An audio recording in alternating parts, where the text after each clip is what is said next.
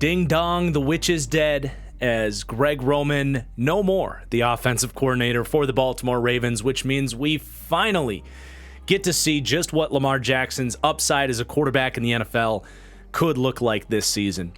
Welcome in, everybody, to the Baltimore Ravens Deep Dive. In this series, we break down all 32 teams in the NFL, all leading up to my number one ranked team in my power rankings. And today, the Baltimore Ravens kick off the countdown from the top 10 at the number 10 spot. But it really is not as simple as, okay, they replaced Greg Roman and now this team's going to win a Super Bowl. They are building towards a lot with this team, and they have a lot more fascinating aspects that we're going to get to break down here in this video. Very much looking forward to it. Before we do get started, if you could do me a huge favor, take just a second to hit that like button down below. It sounds silly, but it is a free and easy way to really support my channel. I really appreciate it. And if you enjoy, do consider subscribing so you don't miss any more of these as we count down to number one and my regular season NFL content just around the corner. But without further ado, let's get into it, starting by taking a look at the Ravens offseason that was pretty chill. Not a ton going on. They did make a lot of headlines with the Lamar Jackson situation, and that was kind of the biggest thing that happened for this team was not losing Lamar Jackson. So they get him back on a big contract extension, well-deserved for Lamar Jackson. But really the biggest move they made was finally catering to Ravens fans and saying goodbye to Greg Roman, as we alluded to at the very top of the show. And, I obviously understand why they felt the need to do this, and I think this was the right time to do this, to move on from Greg Roman. But I do want to say, Roman was the perfect offensive coordinator for Lamar Jackson to enter the league with as he grew and got better as a player. And I think a lot of Ravens fans, maybe 3 or 4 years down the road, will look back on this situation and say, you know what, Roman was kind of perfect for this team. His scheme with the heavy personnel, his genius in the run game to tap into Lamar's ability with his feet, but also really designing the passing game through play action over the middle of the field, where Lamar is significantly better at seeing and throwing from an accuracy perspective.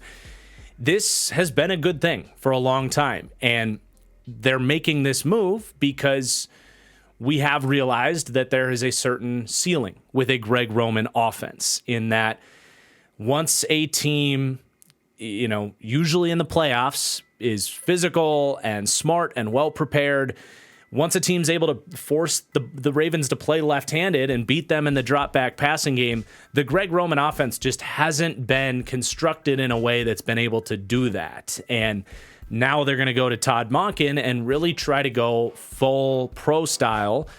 And last year, they kind of tried to thread the needle, it felt like, with Greg Roman, a little bit more shotgun, trying to win in the drop back game, but also staying in 12 personnel a ton, heavy packages. And it was kind of this 1 foot in, 1 foot out approach to the whole offense for the year. And now it's like, nope, okay, we're moving on from Greg Roman. We're going to bring in an NFL mind in Todd Monken, who has college influences that can hopefully give us what they were looking for last year, to be a little bit more of that healthy balance of basically read options at the end of the day and actual pro-style drop-back passing concepts. So we'll have plenty of time in this video to get into Monken's scheme a little bit more and talk more about what he's going to bring to the table. But as far as saying goodbye to Greg Roman, I understand doing it, and I think that in a positive outlook situation, this is going to be an upgrade for the coaching staff. But I will say that there is a little bit of tough truth that I think some Ravens fans would argue about, to the fact that Greg Roman has really catered to Lamar's strengths as a quarterback to this point in his career.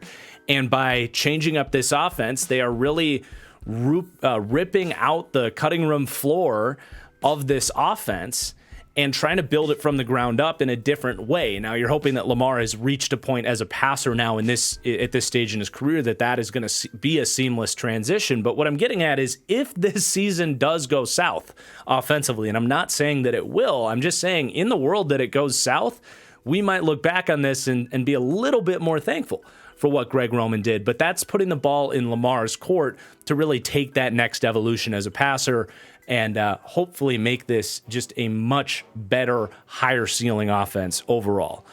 So again, the coaching staff is getting listed as upgraded for this offseason, but I did have to note, hopefully, next to it for those reasons. But as far as the rest of the position groups, where there was movement, where they upgraded, where they downgraded, let's go through the rest of these position groups. Quarterback, neutral, no change there. Running back, leaving that as neutral. Kenyon Drake is leaving. Melvin Gordon is coming in. Okay, a couple of veteran RB3 types, whatever. At tight end, they are saying goodbye to Josh Oliver, who got a big contract from the Minnesota Vikings. If Greg Roman was still here, and I predicted this team to be in 12 personnel half the time, I would say this is a little bit more of a downgrade because they'd be missing some of that extra blocking presence. But I got a lot of trust in the backup tight ends, Isaiah Likely and Charlie Kolar. Of course, with Mark Andrews there, I don't think this is going to make an impact on the team. So it didn't feel right to really say it was downgraded, leaving tight end at neutral there. But then, of course, at wide receiver, it's not just moving on from Greg Roman and bringing in Todd Monken. The other side of things is they're really going to be giving Lamar the weapons to get into 11 personnel with 3 or even 4 wide receivers out there potentially, and really spread this offense out and give him legit separator types and legit playmakers on the outside in a way that he has not had in his Ravens career. So they're really trying to eliminate any excuses for Lamar, and they do that by bringing in Odell Beckham, drafting Zay Flowers in the first round, hopefully getting Rashad Bateman, another first-round pick from a couple years ago, back healthy. And even Nelson Aguilar is a decent addition for this team. He's a capable receiver, would have been their wide receiver 1 last year. In reality, is he better than Demarcus Robinson, who they're saying goodbye to? Probably. So massive upgrades at the wide receiver room, but they are going to see some downgrades at the offensive line room. Ben Powers gets a significant contract with the Denver Broncos, a good left guard there, and they don't have an easy answer for who's going to step in there. They do draft Malesala Amave-Loalu in the 6th round out of Oregon. He might be starting at left guard, but they also bring in Sam Mustipher. Overall, it is downgraded with the offensive line. I do trust the Ravens' eye for the interior offensive line, especially, but on paper, definite downgrades there, saying goodbye to, I don't know, a top 10 pass protecting left guard, to say the least, in Ben Powers. But then you look at the defense, and there's honestly a lot of turnover here. A lot of starting players from last year are leaving. So you look at the interior defensive line. Calais Campbell played really well for them last year. He heads to Atlanta. They're hoping to get Michael Pierce back on the interior defensive line, but that's not a given. And then they bring in, a journeyman, Angelo Blackson, who's not very good. So I'm not terribly worried about it, but I do think you have to say that's a slight downgrade. They're going to need some of those younger players to step up, which is certainly possible. And that's kind of an overall approach that they're hoping for with this defense, is to get a little bit more younger and allow these guys to thrive. Which is an area that I would say the Ravens have earned a little benefit of the doubt at, but still, on paper, a little bit worse on the interior. On the edge, I'm just going to leave this as to be determined. They are saying goodbye to veteran pass rusher Justin Houston and Jason Pierre-Paul. Between the two of them, they played a starter's worth of snaps on the edge. But they're willing to let those guys go because of the investment they made in David Ojabo, who they stole in the 2nd round last year because he got hurt and missed all of last year. He's essentially a 1st-round rookie coming in here, is how you can kind of look at this, because he would have been a 1st-round pick had he not gotten hurt in the pre-draft process. So we don't know a ton about what Ojabo is going to be. Justin Houston played well last year, and those are big expectations for him to replicate those pressures that Houston got this team, but I do think Ojabo is capable of it, so I have to leave edge as strictly to be determined there. They also draft Tavius Robinson in the 4th round. But then off-ball linebacker, I do have as upgraded straight up. The only loss there is going to be Josh Bynes, the veteran that has played basically Band-Aid starter snaps. He's been okay, but they were more than happy to bring in Roquan at the trade deadline last year. Played like an all-pro, and now they get a full season of Roquan there. So that alone is an upgrade, but they also bring in Trenton Simpson. Just going to be depth in year one, most likely the linebacker out of Clemson in the third round, but an interesting athlete nonetheless. But then you go to the secondary, and it's going to be fascinating to see how this group plays out. And we'll surely talk more about this group in the roster portion of the video. But cornerback, fortunately, this news came in that they signed Ronald Darby in the middle of me recording this, so I can do this little interjection here. I originally had corner as a slight downgrade because originally it was basically making the swap from Marcus Peters to Rock Ya-Sin, which I think is by default just like a very slight downgrade with similar style players.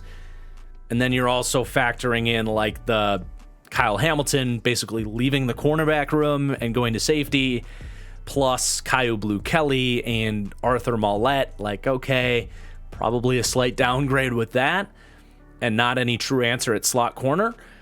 But since I originally had that as a slight downgrade, they have since signed Ronald Darby, who has massive injury questions, but is another body in the room, a good player when healthy and a good signing, enough for me to take that slight downgrade and say this is at least neutral from what they had last year. But regardless, it's going to open up some very fascinating conversations about who's playing where and how healthy are they going to be this season at corner. And then at safety, this is more to be determined. They lose Chuck Clark kind of willingly because they want Kyle Hamilton to be a safety. Now, a lot of what we saw from Kyle Hamilton was at slot corner. We don't necessarily know how good of a safety he's going to be if he's going to be at Chuck Clark's level right away. So in a way, it's kind of Kyle Hamilton's rookie year at safety, like David Ojabo was coming in year two here. Hamilton played 94 snaps at safety last year. The rest of them were as a slot corner or a linebacker. And then they also pick up DeAndre Houston Carson as a little veteran depth there. And then kicker punter is going to be neutral, which is good news for Ravens fans. They got a great combo between Stout and, of course, Justin Tucker. So it was certainly an interesting offseason. I think maybe a little bit more turnover than people realize. And while I think they have pretty good succession plans in place, you can kind of see like there is a little bit more variance with this team on whether or not they will be upgraded across the board. But they're obviously hoping a lot of youth is going to step up. And in this video, we're going to talk about who a lot of those pieces may or may not be. But first, before we get into the roster, let's look at this new look coaching staff and how they kind of rank against the rest of the league, as well as what both sides of the ball are going to look like schematically speaking. And at the top, not a whole lot to say. You got John Harbaugh coming back for his 15th year here in Baltimore, if my math is correct. Not a ton to really say about John Harbaugh. He's one of the few true CEO coaches in the league where he's pretty hands-off with both the offense and the defense. He's more responsible for setting the culture here and overseeing the vision for the entire organization. And that's where you're really going to see his presence show up, is in that overall coach and culture ranking that we do for this series. The Ravens come in that tier 2, which is 7th to 14th. I've made a little bit of a change with this graphic to add a little bit more context for what those tiers may mean. But yeah, tier 2 for overall coaching culture is 7th to 14th. And Harbaugh's just an excellent leader of men. It's a no-nonsense organization and always has been. And he definitely gets this organization all heading in the right direction. And he ranks as my 11th overall head coach. Falling outside the top 10 this year, it's not really a slight to John Harbaugh. It's just more guys like McDaniel and Brian Daboll, guys that actually bring X's and O's substance to the team. I think that's just more valuable and why it ranks higher. I have nothing against John Harbaugh. I'm sure Ravens fans will argue that he should be inside the top 10, and that's fine. But he's just very much dependent on what his coordinators are able to do here, and that's fine. They've made it work here. They've found really good coordinators. And they're hoping that continues here as they bring in Todd Monken from Georgia. And Monken has been around, man. He's been in like 5+ different colleges. He was the Bucs offensive coordinator for a long time. He's really seen every scheme, run every scheme, and is going to bring the ability to run whatever he really wants to do here. But most recently at Georgia, they ran a lot of the kind of Shanahan stuff with the play action, and they did a lot of 12 personnel at Georgia with that amazing tight end room that they had there. Definitely tapped into the QB run game with Stetson Bennett. And I think Harbaugh looked at what they did at Georgia and watched primetime football of that Georgia offense that was better than we expected last year. They were more of an offensive program than a defensive one down the stretch. And I think Harbaugh saw that scheme and was like, that's perfect for Lamar Jackson and my offense. We just got to get a couple more receivers here so we can get into 11 personnel a little bit more often. But that's exactly kind of what they're looking for, to find that marriage of still using Lamar Jackson's mobility with the design QB run game and the play action boot game, still be able to tap into the great tight end room that we have here, but also run pro-style concepts. And when we get to third down, we have a coordinator that actually knows how to draw stuff up and, vary the passing game and get the receivers more involved. Like, this really should be a match made in heaven, assuming they run the scheme pretty similar to what they did at Georgia with Todd Monken. But it is still all very much to be determined. We have a pretty good feel for what this is all going to look like and if it's going to be good and well ran. But it is still to be determined. And for that reason, the Ravens come in both tier 4 for both pass game coaching and run game coaching, basically mid-20s in terms of ranking. That's not to say Monken and the Ravens can't exceed those rankings, but I'm not going to act like Monken was some offensive guru with Tampa, and we've just got to see it here in Baltimore first, right? But overall, as we talked about at the top of the show, a smart decision to kind of head towards this scheme and try to open things up much more for Lamar and these receivers. Now, defensively, I love Coach Mike Macdonald, and I've got him in tier 3 for defensive coaching, which is a very wide tier, which ranks from 13th to 28th. Macdonald's more towards the top of that tier, and this is the first coach that I'm actually putting an up arrow on, which I should really start doing more of here, but only a second year here, a very young coach, basically as after spending 6 years as a position coach for the Ravens under Dean Pease and Wink Martindale, he went and did like a almost like a guerrilla scouting project to go be a college defensive coordinator for a couple years, and then came back to be the Ravens coach, and kind of arrived with this perfect modernization of what the Ravens have done for a decade. The Ravens under Dean Pease and Wink Martindale have always been that 3-4 blitz heavy, man you up type of defense, and they weren't so much that last year. In fact, Macdonald came in, and I wasn't really sure what this scheme was going to look like last year, but Macdonald came in and still kept a lot of that identity with the blitzing, whether it was fire zone blitzes, a lot of cover 3 blitzes, that kind of turn into man on the backside really quickly with matching principles, a lot of zero blitzes here in Baltimore.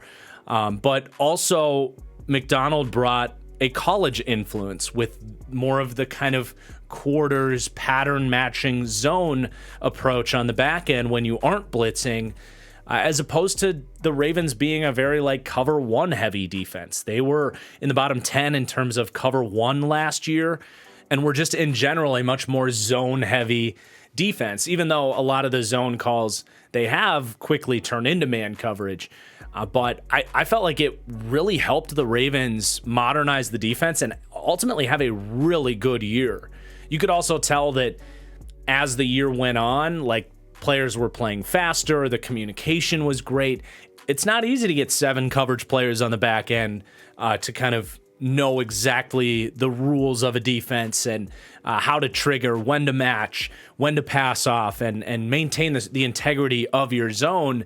That can take a couple years to implement, and it really didn't with Mike Macdonald. I think he's an excellent teacher in that regard and really has a good feel for all of the different zones. I mean, they did mix in everything: cover 2, cover 3, cover 4, cover 6, you name it. It was a little bit of everything, and everything was pretty well run. So I'm I debated putting him in tier 2. It felt a little bit rich after 1 year, but you could certainly make a case for it. And I think there's a good chance that by the end of this year, we view Mike Macdonald as not just one of the better defensive coordinators in the league, but as a potential head coach candidate for somebody else. So definitely an ascending defensive mind that did a great job last year.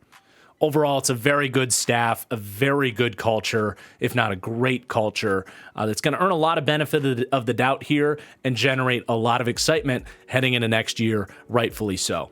Training camps are here and football season is just around the corner, but at Underdog Fantasy, you don't have to wait until late August or early September to draft your favorite players and compete for huge cash payouts. In fact, Underdog's Best Ball Mania 4 is the biggest fantasy football competition of all time with, wait for it, $15 million in cash winnings.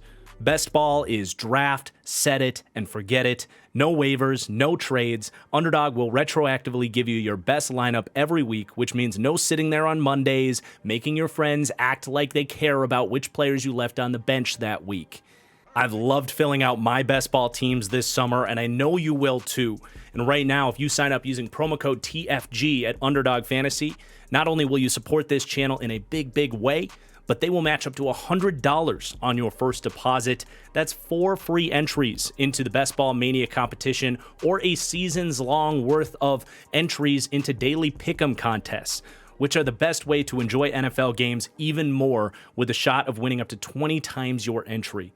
So that is a match of up to $100 on your first deposit when you sign up right now at Underdog Fantasy.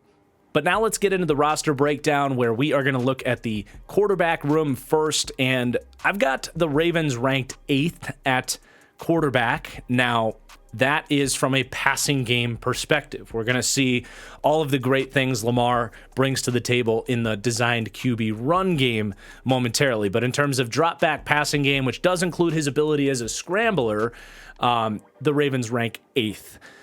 And it's honestly a little hard to take too much away from Lamar's season last year, but it wasn't particularly pretty. But you look at the play calling, you look at the injuries to wide receiver where he just did not have a lot of options out there outside of Mark Andrews, and then he gets hurt.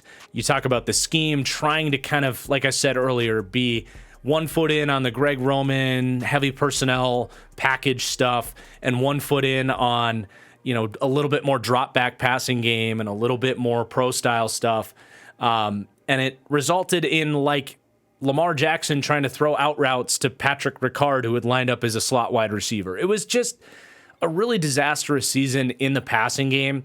And it just led to ridiculous inconsistencies in Lamar Jackson's own game. There was still some really special moments where he was able to put the team on the back, put the team on his back, make plays not just with his feet as a scrambler, but dropping incredible throws down the field. There's those really nice timing throws over the middle with Mark Andrews that have always really been a part of Lamar's game, is attacking that intermediate part of the field. And obviously, his ability to pick up first downs with his feet is an extension of his arm in a lot of ways. When he doesn't see open receivers, he will take off and run where he is lethal as a scrambling threat. And he's pretty good. It's difficult for these scrambling quarterbacks to not overuse that, to not bail from clean pockets, to have the pocket presence, to know when and how to get out. He's pretty good at it as far as super athletes are concerned. I would argue that, you stack up like Justin Fields, Josh Allen, Kyler, Lamar, Jalen Hurts. You stack these guys up, and I would say only Josh Allen and maybe Kyler Murray have a better feel for when to scramble. And as long as you're doing it at the right time, it can be a lethal extension of your arm as a passer. But I don't think you can remove all of the blame from Lamar Jackson. I still think the biggest thing we need to look for as they give him more receivers on the outside, and put him in an offense that's theoretically going to attack the outside much better, is we need to see Lamar prove that he can be efficient throwing to the outside, because until he can, teams are going to continue to throw defenders into the box, buzzing safeties down into the middle of the field, focusing on Mark Andrews, where you're facing the Bengals and they've got Chidobe Awuzie following Mark Andrews around because they're not afraid of you testing them down the sideline. Let's face it, Lamar, just from a tendency standpoint, really likes to throw to the middle of the field. That's where he's comfortable. But also his accuracy deep and outside the numbers is, I would just say, below average. It hasn't been catastrophic. It's not backbreaking or anything, but he will sail balls deep and outside the numbers and leave a bit to be desired there. So that is really the area of the drop back game that I'm most fascinated. But there are a lot of frustrating moments where you see Lamar not letting plays develop, not reading the outside of the field, just almost openly admitting my receivers aren't going to win there and I'm not that good at throwing there, so I'm just going to focus on the middle of the field, and then if it's not there, I'm going to take off and run. And another part is he just didn't really look there last year, I think, because of the players that were out there. And that's a part that you can excuse away. So now it's okay, you're going to have Odell and Zay Flowers out there. Let's look their way and let's hit them and let's get this thing going. I mean, that is really the heart of what they're hoping to see for this offense this year. And if he can do that, the sky is the limit here. He's good at reading defenses. His accuracy is excellent in the short to intermediate game already. He's a pretty good decision maker. We talked about the pocket presence and his mobility bringing that aspect to the game. If he can open up the full field, and I keep saying that term because it's so important here, if that happens, he can get up into that Josh Allen, Joe Burrow tier of quarterback. He can get back into MVP conversations. But at the same time, there's more pressure on him than ever to be able to make those evolutions in his game, because he's not going to have the crutch so much of the design run game. It'll still be there, but it's not going to be to the extent that it was in Greg Roman's offense. He's not going to have as much of a crutch of, the heavy personnels and the, the passing game being so catered to attack the middle of the field. Overall, it's going to be a very polarizing season for Lamar, and it's difficult to know exactly what we're going to see from him, but needless to say, I can't wait to see this offense with Lamar finally getting an opportunity to show us what he can do opening things up. So going to rank 8th coming into the year with, honestly, upside to get into the top 5. If he struggles in this system and he ends up kind of regressing into more of a teens ranking, I'm not going to say I'd be stunned either. Like I said, he's shown some deficiencies in those areas of the field that they're going to be asking him to attack much more often this year. So we'll see how it goes. As far as the backup room is concerned, Tyler Huntley has shown he can step in and win games, keep this team's season alive. He's one of those kind of he's the 35th best quarterback in the NFL or so. So is he a starter or is he a backup? He's in the bridge, right? He's in the fringe there, but obviously a great player to have in case Lamar goes down, and has a very similar skill set to Lamar as well, so they don't really have to mix up the playbook if anything happens there. You've also got Josh Johnson, good for him, still holding on to a job in the NFL. But yeah, there's your quarterback room, again, ranking 8th. But let's move on and talk about this much improved group of weapons, which ranking 20th for me. The weaponry as a whole there, it's another polarizing group with really high upside, but a world where some things go wrong, and this isn't the best group, but their floor overall is just way higher than it was last year. But that's going to start with Odell Beckham coming in on a 1-year contract, and I think Odell was a ridiculously underrated aspect of that Rams Super Bowl run. His overall complete game as a receiver, to be a deep threat, a run after catch threat, a guy that can catch everything, even in traffic at times. It's just such a great route runner. There's so much to like about Odell, and I don't think we talked enough about him looking like his peak self in the last time he played with that Rams team. Coming off now his second ACL, though, and not playing for a year and a whole nother year older, do we get that guy? And as we know, injuries are just really tough, especially when you're talking about a second ACL injury. And if we do get that guy, does he stay healthy through the year? So definitely a risk to bring him in, but him at his best brings a receiver that Lamar has never had in his career, straight up, like no way around it. So you're hoping he can stay healthy. Everybody knows that. But then they spend a first-round pick on Zay Flowers, and Zay, to me, is the safest option of this group with the wide receivers. If you want like fantasy football and stuff, Zay's the guy I lean towards because, for one, as a rookie coming in, I feel very good about who he is. He's a guy that can line up outside and win vertically. He can line up inside and dominate as a route runner. I think his hands are good enough. And he doesn't have health questions like these other two. So I love this pick of Zay Flowers. I just, the way he moves, the way he plays the receiver position, I feel very good that it's translatable. And I just think the cream is going to rise to the top here, and that even if it's not as early as week 1 or week 2, I just think Zay is going to be a mainstay in this offense. And if Odell and Bateman are in and out of the lineup, Lamar's only going to continue to grow a rapport with Zay Flowers, and maybe he can be the guy that gets Lamar to really look outside and test the defense vertically. So I'm just a huge fan of Zay. I think he's just a really good kid off the field too, an amazing work ethic. The fact that he was able to put on 10 pounds and get up into the 180s at his frame, like he's going to have good play strength at his size, which is going to help him in the run after catch. It's going to help him deal with physical contact down the field and coverage, and be able to come down with tough catches down the field more often too. Deal with hand fighting and all that. So love Zay coming in. I think he's only going to get better as the year goes on. And then you got my dude, Rashad Bateman. And I love Rashad Bateman. I always have, but it just has not been a pretty year plus for Bateman. He looked explosive coming in, and then got hurt. And then year 2 comes in and drops galore, which were something that showed up on his Minnesota tape. And then he gets hurt again. So it's like, well, he's losing confidence, in my opinion, and can't stay healthy. And I'm losing confidence that the arrow is going to continue pointing up with Rashad Bateman. And I would love to be wrong about this. I would love for him to be out there all season, because I think when he's out there, you have a really nice diversity of skill sets here with Odell and Zay, who can both threaten deep, can both play from the slot. And then Rashad Bateman, who's at his best, really attacking the areas of the field that Lamar Jackson is best at. Deep digs, benders, slants, whether that's from the slot or from the outside.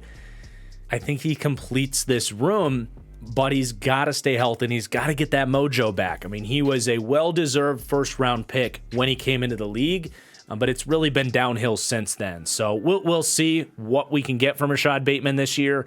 But I think the Ravens are keying their hands that he might not be there for them, because obviously they bring in Odell, they spend that first-round pick on Zay.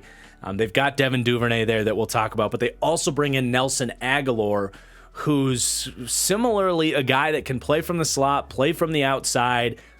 If he has to be a starter, you don't love it. He's another guy that's just been kind of inconsistent week to week throughout his career. But as a fourth wide receiver that can play anywhere and step in with whoever gets hurt, a good signing that kind of raises the floor here. So they've really put themselves in a position where a Rashad Bateman injury can't cripple the offense in a way that it did last year, because it really did. Last year they had to kind of turn to Devin Duvernay as their primary explosive receiver, and he just showed he's not that. I like Duvernay. I still want him to be a part of this offense from the slot, on bubble screens, jet sweeps. I mean, this dude's one of the best kick returners in the NFL. Got a lot of speed. He's got pretty good hands. He just doesn't have a large catch radius and isn't the best contested catch option.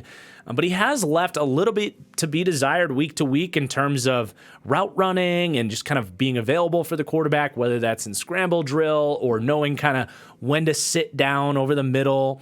It's just there's been a little bit missing with Devin Duvernay.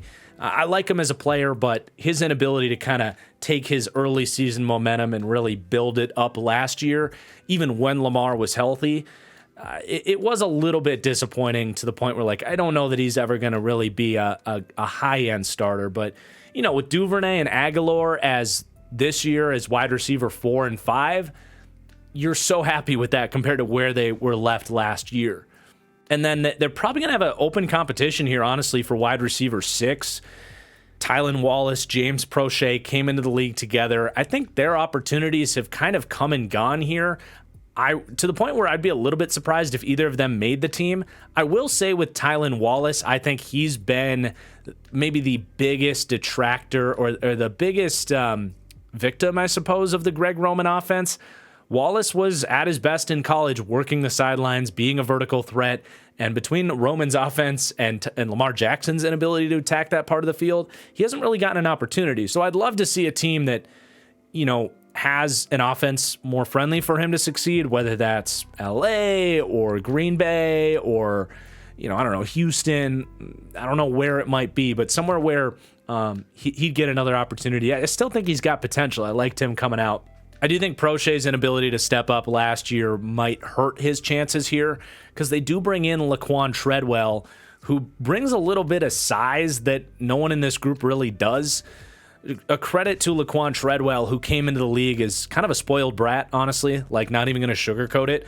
A credit to him for carving out a nice career after being a first-round pick, where he has worked on his routes a little bit. He's become a much more physical player, especially as a run blocker. And at the Ravens' core, they're going to want a good run blocking receiver, and Treadwell is by far the best one in this room. So I wouldn't be stunned if Treadwell takes that wide receiver 6 spot for that reason. But keep an eye on Dante Demas, undrafted pickup out of Maryland. This dude looked like a mid-round pick, potential starting X receiver on the outside, whether your comp is Alec Pierce or Devontae Parker, like something like that big-bodied ball winner on the outside. But a pretty nasty injury derailed his career to the point that he just wasn't much of a threat in that final season. If he can get back healthy, the hometown kid is definitely someone to keep an eye on. And again, someone that brings a different skill set that they don't necessarily have with that big-bodied guy. I would love to see Demas make the team, as would every Ravens fan. But I just don't know if that's going to happen. Maybe he's a guy who's stashed in the practice squad for a year and maybe Justin Ross approach there to try to get him healthy. So there's your wide receiver room. And you might look at this and say, well, with Beckham and Bateman's injury concerns and Flowers being a rookie, I don't know if that's the 20th best group of weapons in the league, in a league where everybody's got loaded wide receiver rooms for the most part. And you're right, but the problem is they've got this guy named Mark Andrews, who's a top 3 tight end in the NFL. I mean, Andrews is the complete package that you look for in the modern tight end. They would line him up at slot wide receiver last year, and he's not going to separate from cornerbacks like Travis Kelce can. and unfortunately for the Ravens last year, they would do that. Like the Bengals put Chidobe Awuzie on Mark Andrews because they weren't scared of these other wide receivers. Well, for one, that's going to open up this year, but also, Mark Andrews isn't that special of a tight end like Travis Kelce or Kyle Pitts to separate against corners. But in a situation like they should be able to create this year, where he's on linebackers and safeties, he does have the route running and speed to separate there. He catches everything. He's got an incredible rapport with Lamar Jackson in terms of timing over the middle. Great after the catch. He's evolved as a run blocker every single year to the point that I don't know when he's going to stop getting better in that department. I think he's pretty safely the 3rd best tight end in the NFL right now, behind Kelce and Kittle. But the Ravens will take that. And like I said, the fact that they don't have to run their offense through him anymore is going to open things up for everybody. And even if his target share goes down a little bit, I think his efficiency and the amount of touchdown opportunities he's going to have is only going to go up from what he did last year. But the tight end room does not stop there. We talked a little bit about already how this team is not going to stay away from 12 personnel entirely. They did it at Georgia with a great tight end room, and I think they have similarly a very talented tight end room by NFL standards. And you've got some different skill sets here. You have Isaiah Likely, who's a really extension of the receiving core, but as kind of a wing tight end. at 6'3", 230, 235 pounds. He's going to be in a really natural system here where he can block from the edge, where he's going to see weak side backers and safeties for the most part. So it'll shelter his lack of size in the run game. You know, he's not a hand in the dirt inline tight end. That's just not who he is. But as a flex tight end, as a slot wide receiver here, he's a really effective player, and he had some incredible flashes as a rookie. He's just a really instinctive overall receiver. He's a good route runner. He's got great hands. He's got this kind of natural it factor about him. It's just a matter of where do you play him and how do you set him up for success that is probably always going to kind of limit his overall upside and usage. But once or twice a game, he's going to make some plays that just leave defensive coordinators scratching their heads. So I'm a big fan of Isaiah Likely, and I'm arguably an even bigger fan of Charlie Kolar, who injuries derailed his rookie season. I cannot wait to see him get out there. I had him as a diet Travis Kelce comparison because of his size and speed and route running. He was Iowa State's passing game. He was uncoverable. The film was undeniable. I really thought he was a second to a third round prospect. Maybe medicals pushed him past that point. And maybe I was just crazy for being as high on Charlie Kolar as I was. But I don't know necessarily how they're going to use him, if they're going to use him. But I feel pretty good about if they do, he's someone we're going to want to keep an eye on. So him as a tight end 3 is really fun. They bring in Travis Vakolic from Nebraska as well. We'll see if he makes the team. They do still have Patrick Ricard, who's kind of a hybrid fullback tight end too. But after you look at that group, you're like, wow, that is possibly the deepest group of weapons in the entire NFL right now, which is, let's just say, a luxury that the Ravens did not have last year, trying to roll out James Prochet and Tylan Wallace and Demarcus Robinson as starters last year. And that depth is obviously great, but it's not as important as having true superstar wide receivers. And until Odell and Bateman show that they can get and stay healthy, and until Zay Flowers proves that he can be a star wide receiver as a rookie coming in, they're not going to rank towards the top of the league. But needless to say, this is by far the best group of weapons that Lamar has had since he's been here, and there's upside for them to exceed being the 20th best group of weapons, to say the least. We did kind of gloss over the running backs. Honestly, there's no one out of the backfield that I'm terribly worried about. J.K. Dobbins has been fine when they do target him. He's got to get healthy. Gus Edwards, big-bodied guy, not much of a receiving target. Justice Hill has never been able to figure out the receiving game all that much. He's a good athlete. Maybe he takes strides in year 4 or whatever it is here. The one guy I do have my eye on is Keaton Mitchell, if he can make the team. Undrafted pickup, scat back build, who was severely underutilized in the receiving game coming out of ECU. But go watch this dude's highlight tape. Super explosive player. If they want to use him as a screen threat and a route runner of the backfield, I think he could very quickly prove that he can be a nice little, literally little weapon out of the backfield. But yeah, it's not a group of running backs that's gonna make or break this passing game. They are what they are. But let's talk about those running backs again as actual runners of the football. And I've got the Ravens ranked 18th in the NFL at running back. A lot of hype for J.K. Dobbins. A lot of people pointing to the 5.5 yards per carry. And I was excited to revisit the film on Dobbins and really break down, what do I think about J.K. Dobbins? Because I've never really seen that it factor of a running back from him when I watch Ravens games. And given how many people talk up J.K. Dobbins, the fact that he's holding out and wants a contract here, I've just been he's a good back, but is he really a difference maker? Is he really anyone that should be even considering holding out? You know what I'm saying? And I watched the tape and I would say I walked away slightly impressed based on what I expected to really find. Love his vision. I think he sees linebackers coming from the second level really well. I think he's got a lot of creativity and shiftiness to kind of make any early penetrators into the backfield miss with spins and jukes, and he's really good at consistently getting 4 or 5 yards on the ground. And when there's a well-blocked run, he's not gonna piss off your coach by bouncing things outside and screwing up the read.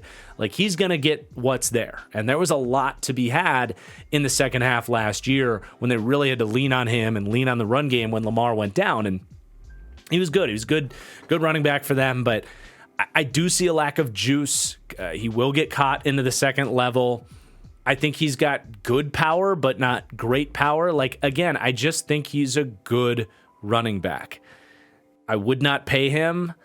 I wouldn't even entertain the idea of it with him holding out. He's very much a guy like, we'd love to have you here, but we're happy to go with Gus Edwards, who's close to the same as a runner. Now, Gus doesn't have the same ability to make a poorly blocked run into something. He's going to go down in the backfield. He's not going to make a ton of guys miss. But I would say on well-blocked runs, Gus gives you actually a little bit more. With his power, I think he's got just as much speed as J.K. Dobbins, though it is worth noting Dobbins was still kind of coming off the injury last year, and maybe he's still getting back to full speed. That's certainly possible and could change my opinion on Dobbins, but until we see that, I'm just not going to expect that to happen. Because I didn't think Dobbins was like a super athlete coming out of Ohio State either. But yeah, I think Gus is a good player. I think there's going to be a pretty healthy split here. I'm sure Dobbins will get the majority of the work, but 65-35. And in terms of fantasy, like, I'm not really getting a lot of J.K. Dobbins this year. Give me Gus Edwards currently going in the 18th round over J.K. Dobbins going in the 6th round. Like, I think this is going to be much closer in terms of production than people realize. And I'm not trying to take anything away from J.K. Dobbins. I think he's a good player and can have a good season. I think he could even get up towards 1,000 yards, 4 or 5 touchdowns, have a good year if he can stay healthy. But I also don't think he's like a game-changing back. So you pair that with a really good kind of thunder of a backup in Gus Edwards, kind of A.J. Dillon-esque, and you end up with a pretty average running back room, 18th in the league. Certainly a group that's good enough to help this team have one of the better run games in the league, just as they did last year, because they're going to have Lamar Jackson in here, who does rank first in the NFL. I hope you guys enjoy the new crown image that I'm going to give to guys that are number one at their position, and that's Lamar as a running threat. And we talked about, he ranked 8th as a passing quarterback. Some might argue he should be higher than that, but that's where you see the impact that his ability as a runner in the design run game has. First in the NFL, a 7% overall boost to the total run grade. And that's because, him as a runner himself is elusive. He's put on weight. He can break tackles. He's fast. He's creative. We've all seen the highlights, right? They speak for himself. But on top of that, he changes the numbers in the run game. More often than not, the backside defensive end or whatever contained defender they have on for him cannot crash downfield. That's why they ran a ton of power. It's why they were able to pull Morgan Moses as much as they did, because, if you're going to pull your tackle, you can't have a 5 technique or a 7 tech screaming down and taking on the tackling the running back before the blocks even get set up. Well, because Lamar is a threat to keep it on those power runs, that backside end can't make that play. So it's a very intangible, tangible impact that Lamar has on the run game. And I am curious to see how they tap into it. This was obviously a huge focal point in the Greg Roman offense. In fact, last year coming in, I think we had this at 10% in Greg Roman's offense. Still at 7% now, number one in the league, because part of how is a bit of a sidebar here, but part of how I come up with these rankings is not just how good these guys are as runners, but how often do they actually get used in the run game. And that was obviously a ton in a Greg Roman offense. We expect it to still be a lot here with Todd Monken's offense, but it'd be pretty foolish to say they're going to do it as much, get Lamar involved as a runner. So regardless, his impact speaks for itself. Though I would say he's got to stay healthy and continue to show that he's Lamar, because some of these other guys like Justin Fields and Anthony Richardson coming into the league, they see that crown and they say, you know what, hold on. I think I can be the best running quarterback in the NFL. And Fields was better than Lamar last year, I'll say that. As far as all the backups, the backup quarterbacks, we kind of talked about this, but a lot of their backups are mobile guys. Tyler Huntley, Josh Johnson, Anthony Brown. They'll be able to be impacts in the run game as well. But as far as the backup running backs go, they do bring in Melvin Gordon. This is kind of insurance. J.K. Dobbins is holding out. Gus Edwards has struggled with health on and off. And Melvin Gordon, if he can clean up the fumbles, which is a huge if, I think still showed some flashes for Denver last year. I think Gordon obviously isn't the physical talent that he once was, but is a guy with good vision, decent size, can still be an adequate player inside this offense. And the overall blocking and room to run is much better in Baltimore than it was in Denver last year. So I think we might see a better version of Melvin Gordon if he has to play, which you hope he doesn't. But I do think he makes the team. And then I think this is probably an open competition, likely between Justice Hill and Keaton Mitchell. Hill had some flash runs last year, but I would love to see Keaton Mitchell make this team. Just a complete lightning spark out of the backfield at ECU last year. I don't have his highlights to show you here, but go watch them. They're readily available on YouTube, and he is insane. It's just he's 5'8", 180 pounds, which it's easy to get excited about these guys playing at ECU, but it's a different ball game in the NFL. But the talent's there, the athleticism's there. The guy ran 4.37, had a great workout, and he doesn't play like a twig. Like, there are flashes of like a Kenneth Gainwell in there. Would love to see him make the team, and we'll see if he could bring a little. Like, they're going to run a lot of wide zone in the Todd Monken offense, and I do think Keaton Mitchell brings a speed element that none of these guys do. So I'm just saying, keep an eye on him. Could be interesting, and could mix some things up.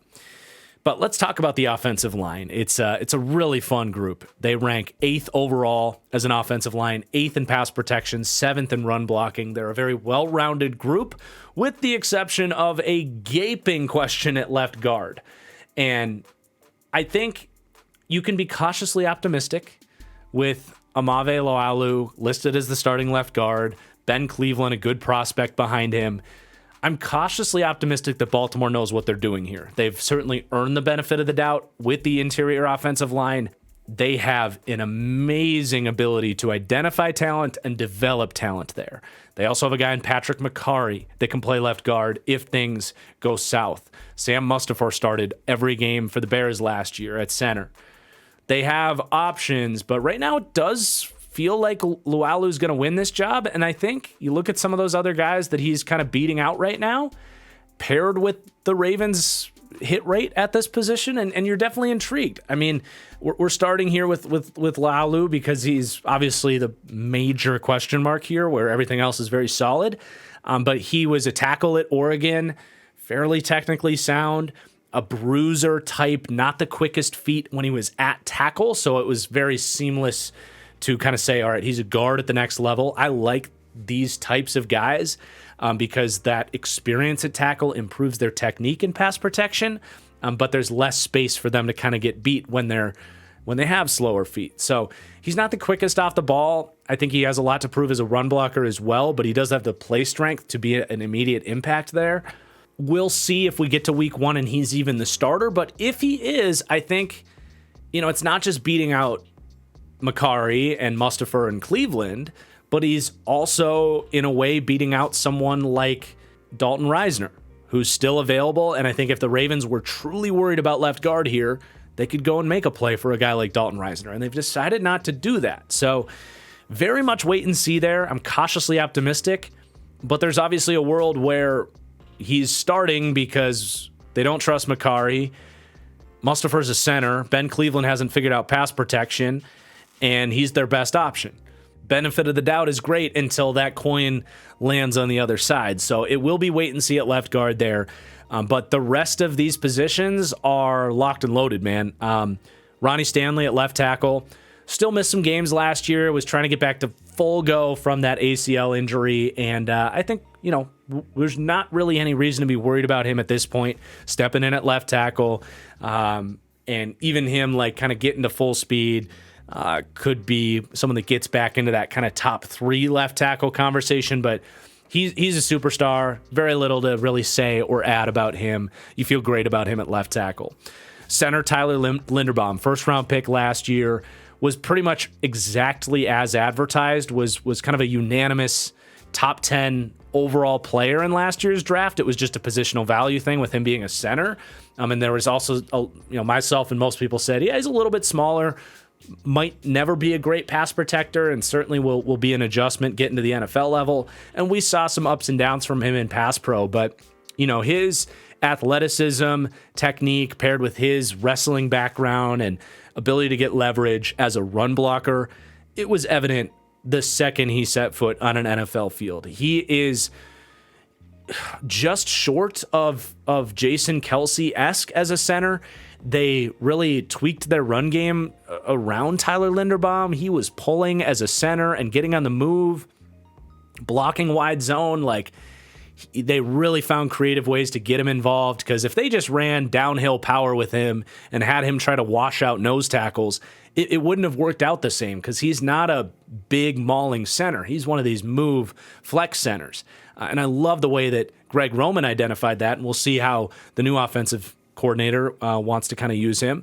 If they do try to go more traditional power with him down blocking and inside zone, I don't know if he'll have as good of a year as a run blocker, because he's a weapon on the move. But either way, the arrow is only pointing up for him.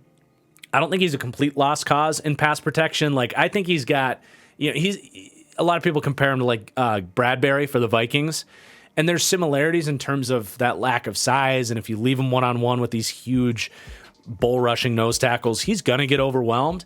But I do think he has much better play strength than a guy like Bradbury. So I think there's a world where, like Kelce, for example, he can at least be a good pass protector and elite run blocker.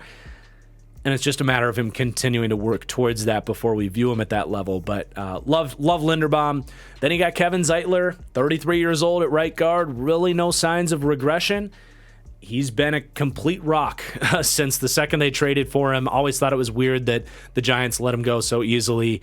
Not a ton to really say about Zeitler. He's a plus pass protector and a really good run blocker. Dude's played 11,365 snaps in the NFL and has been a good player at worst, and at best an elite player in his prime in every single season. So what's not to like there? And then Morgan Moses at right tackle. I raved about this signing last year. I pointed out that Morgan Moses, like them letting Orlando Brown go, getting the picks, and then getting Morgan Moses, who I said was at least as good of a player as Orlando Brown, if not a better player, at a third of the cost, was like one of the best moves any team made all offseason. And that played out even better than I had predicted. Morgan Moses had a career year. He was one of the best run-blocking offensive linemen in the entire NFL. I mean, I think he slimmed down a little bit. Like, he honestly, at 32 years old, looked more athletic than I think I'd ever seen him back in Washington and with the Jets the year before. And not only did that help him with his get-off and ability to be a run blocker, where I don't think he lost a ton of play strength, but it helped him in pass protection, where he definitely had the best year of his career. His foot speed felt a little better, and man, he might just be entering his prime, which in the modern world, where we've seen these offensive linemen into their 30s playing their best football, he's got 2 years left on this contract. He might be the best bang for your buck player in the NFL that's not on a rookie contract. Like, seriously, he was insane last year. So it really is just the left guard. And if they can just get a league average left guard, this could be a top 3 offensive line in the NFL. And they're deep, too. We already mentioned some of the options at left guard. Ben Cleveland is an incredible athlete. He's built like a soda machine. But he has really struggled to learn how to pass block. That was his question coming out of Georgia.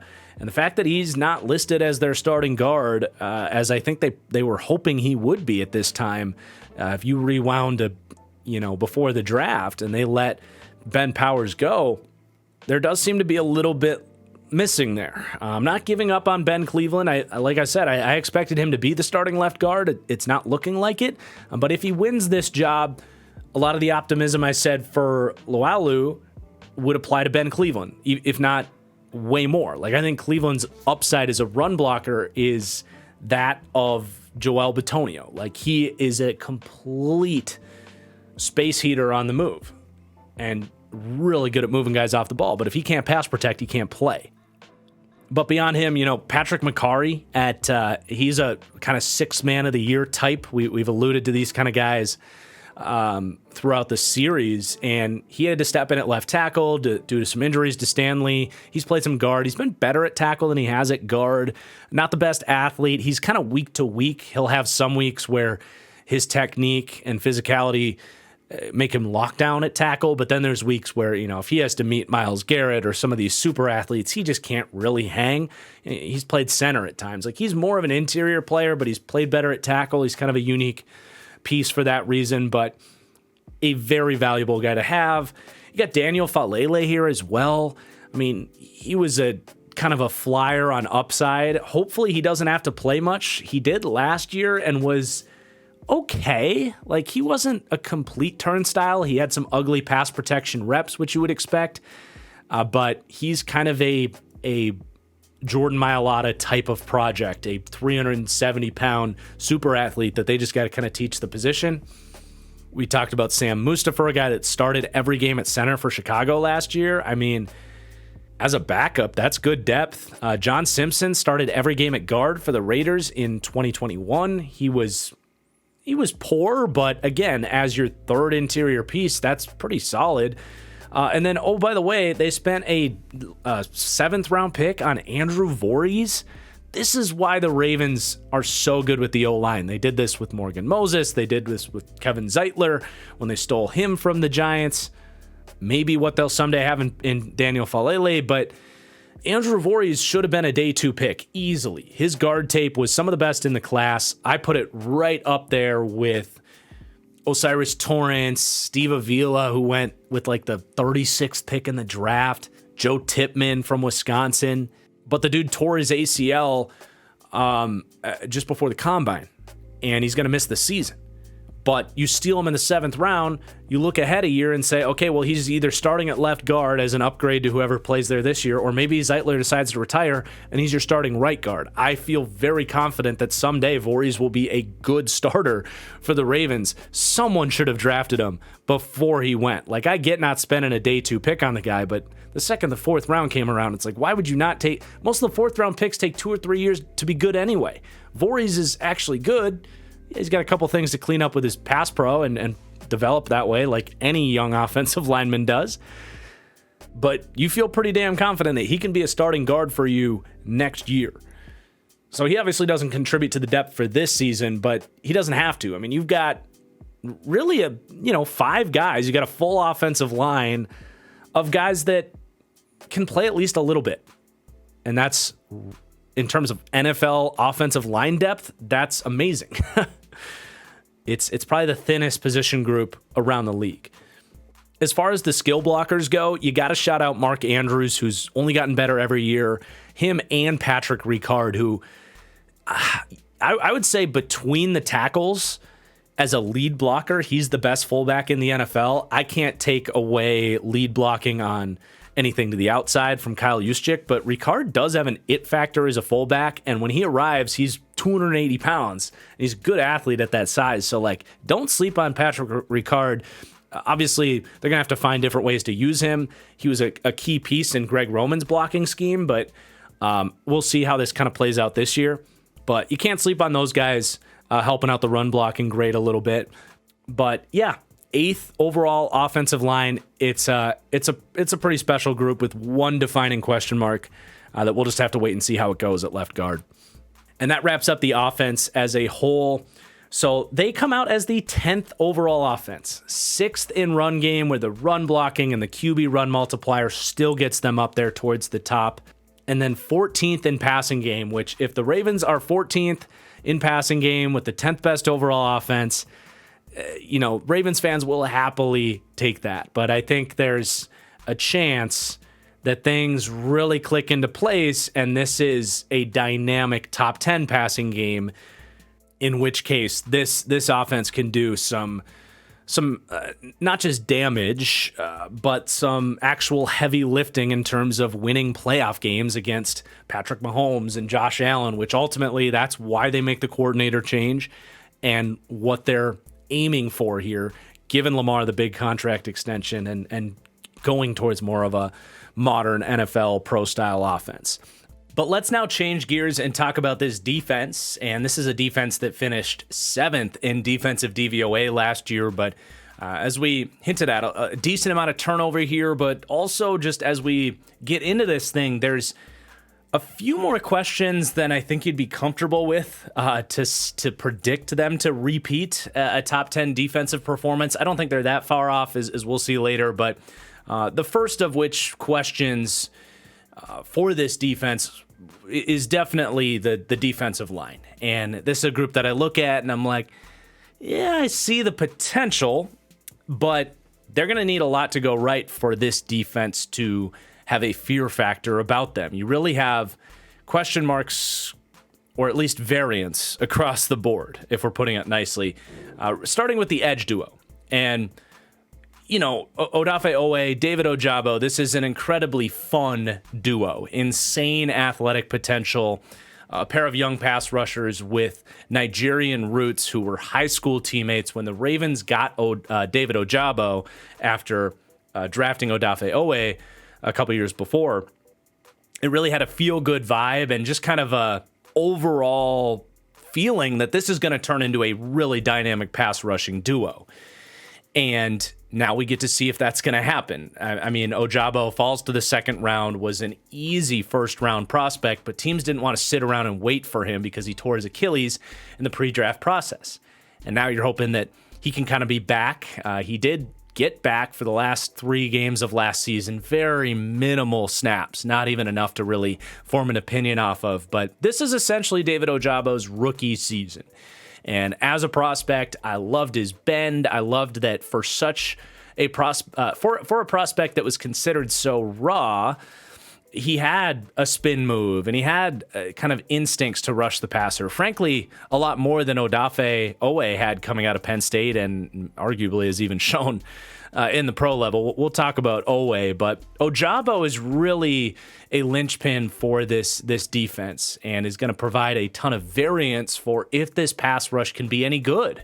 Honestly, I mean, they ranked 29th for me heading into the season, and that's just because we can't rank David Ojabo too high off of anything we've seen so far. It's all about if he can provide a little bit of juice and fear factor off the edge, and he's got the upside to do it. He's just got to go out and show it.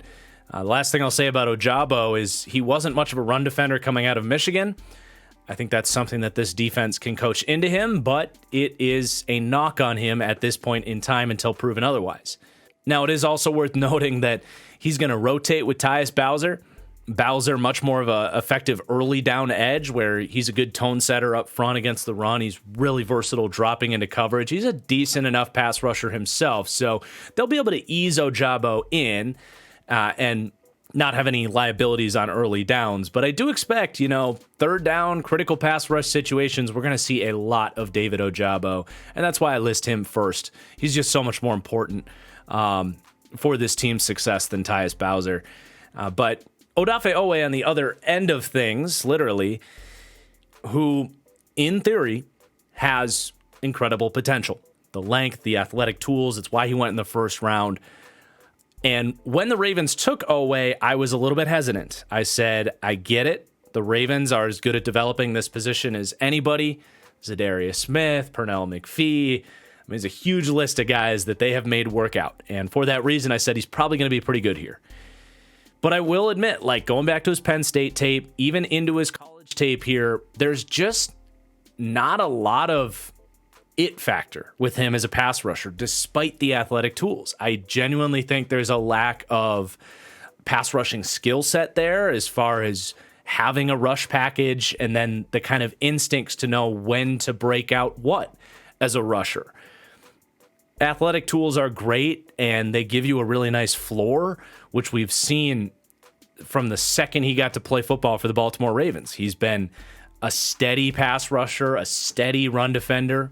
He's not a bad football player, but what I'm getting at is my heart of hearts doesn't tell me Owe is ever going to be a great pass rusher. I don't even know if he's ever going to be a high-end number 2 guy. I definitely think he can, and he's still relatively new to football, and of course the traits are insane. But I do think Ojabo's upside is higher. So if Ojabo can, at some point here, become more of a, Brian Burns type of pass rusher as a true number 1 type of guy, and then Owe can be sort of your, Preston Smith, like that kind of player, then you're in business. But right now, we have no idea what you're getting from Ojabo. And if you're asking Owe to be your premium rush getter off the edge, he's just not very consistent at that. Again, not that he's bad. I mean, he's 48th in pass rush win rate. He's had, 5-6 sacks, 40 pressures both of his seasons so far. He's been exactly what you could ask for a middle level number 2 edge rusher. But unless he takes that step up to be a number 1 or Ojabo can do that, you're asking a number 2 to be a number 1, and that just holds you back. It just does. As far as the rest of the depth on the edge, we mentioned Tyus Bowser being just a nice rotational third. Like, he's probably the best number 3 edge in the league. He's very much a jack of all trades, master of none off the edge, and he's a nice player to have. But beyond that, you got Tavius Robinson, who's a 4th-round pick. He's an interesting pick there in the 4th round. I think everybody agreed it was a touch early. I didn't hate Tavius Robinson's game. He's got some nice swipes and ability to get after the quarterback. He's a fun story. Canadian, kind of went the Canada route, had his early competitive football career really wiped away with COVID, and then he ends up going to the SEC and kind of dominating. So, maybe he's just picking things up. He's very stiff, though, as an athlete, and really struggled defending the run despite being a bigger guy. So, I trust their eye for this position. I'll definitely give them the benefit of the doubt there, but he's got to prove what he has. And then you really don't have anything else. A bunch of undrafted types. Malik Harrison, however, is an off-ball linebacker for them, and they will play him as an on-ball rotational edge, and he's really pretty good at stopping the run. No pass rush skill set at all there for Malik Harrison, but another guy that can kind of neuter the weakness of a David Ojabo against the run. Now, it is worth noting, I already had the Ronald Darby come in Now, it is worth noting, I already had the Ronald Darby signing come in mid-recording here, but they've been in talks with Jadeveon Clowney. It wouldn't really raise the ceiling of this pass rush. I think it would probably crank them up like 28th or 27th in my pass rush rankings because they're 29th right now. But it would raise the floor for the pass rush. It protects you from a world where David Ojabo really struggles to rush the passer in his first full season. Clowney's like a steady 78 grade as a rusher, as a good player. Much more of a name than anything else, but I would like the signing. I think they're debating internally, how much would that slow down the development of David Ojabo, and how much are they willing to mess with those reps that are going to be important for him? So there's a little bit of a give and take there that I think they're debating. We'll see how that plays out. But then you go to the interior, and there's a lot of kind of wild cards here too, and none bigger, pun intended, I guess, than Michael Pierce. I mean, there's nothing to say other than the dude's awesome when he plays, but he can't stay healthy. He just can't. It's been 3 years in a row. Granted, 2020 he sat out for COVID, but 2021 he played 8 games, got hurt. 2022 for the Ravens last year, made it through 2.5 games, then ended up on IR. He's now going to be 31 years old this year. So, when he's played, he's been awesome. But how many games are you getting from Michael Pierce, right? It's a complete wild card. If he manages to stay healthy, all of a sudden you got a dominant nose tackle, one of the 5 best in the league, someone that's on like DJ Reader, even like Vita Vea. Like, he is genuinely, when he plays, up there for the most dominant nose tackles and numbers changers in the run game. And he can even rush the passer. Like, he is a good athlete at his size. He's got power. Like, he is a real player if you can get him. I'm expecting him to play 4.5 games because that's just what he's kind of done. But we'll see. Would love for him to stay healthy because he's one of the more fun defensive tackles to watch out there. But beyond him, you do have some talent. You got Justin Madubuike, who's a great 3-tech, which is why it's almost so important that Michael Pierce can stay healthy. And Madubuike's arrow, I think, is pointing up. He's heading into year 4, was a very toolsy, incredibly athletic player coming out of college, and year by year the development has been there, and year by year the opportunity has grown for him. And he cooled off as the year went on last year, started really hot, but you can really see the full package there. He has a great get-off. He's got power as a rusher. He's got really good lateral quickness to beat you with finesse. And then as a run defender, as long as he's one-on-one, he's got the play strength to hold up. But you do not want him facing double teams. He will get washed out. He doesn't have a great anchor in that way. But, Madubuike, I think, is a bit of a breakout player this year.